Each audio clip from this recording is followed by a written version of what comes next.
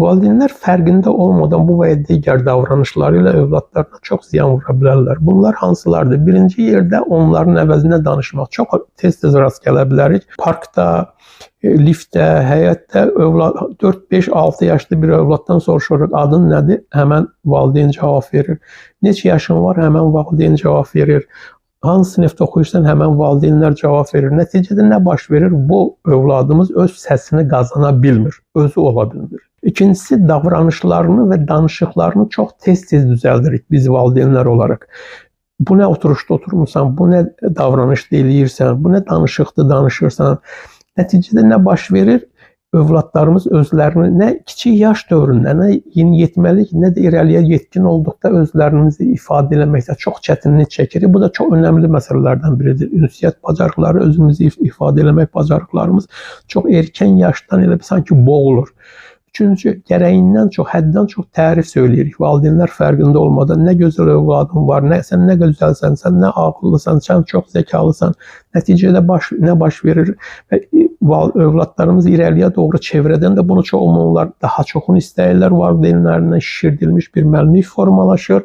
Yəni əzm, iradədən məhrum olunur. Bu araşdırmalarla sübut olunmuş bir məsələdir.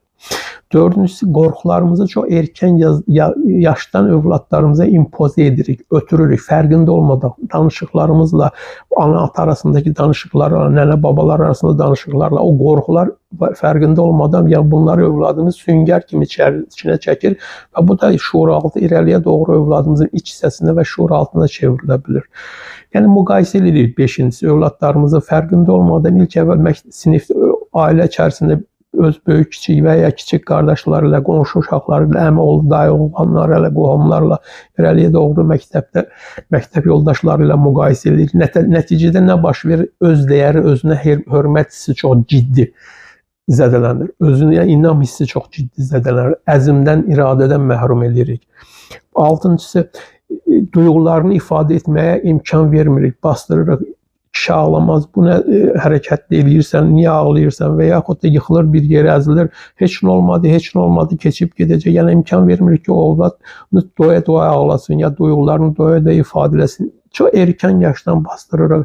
Altıncısı, şərtə bağlı sevgidir. Yəni ki, sən bunu yeyərsənsə, səni sevərəm, sən tapşırıqlarından edərsənsə, səni sevərəm. Fərqində olmadan valideynlərim çox müxtəlif vasitələrlə övladımıza səni şərtə bağlı sevirəm, səni nə iləsə əlaqəli olaraq sevirəm. Belə olarsansa, mən səni sevirəm. Bütün bu söylədiklərimlə bağlı daha geniş məlumatı Valideynlərin ən sevimli dostu kitabından əldə edə bilərsiniz.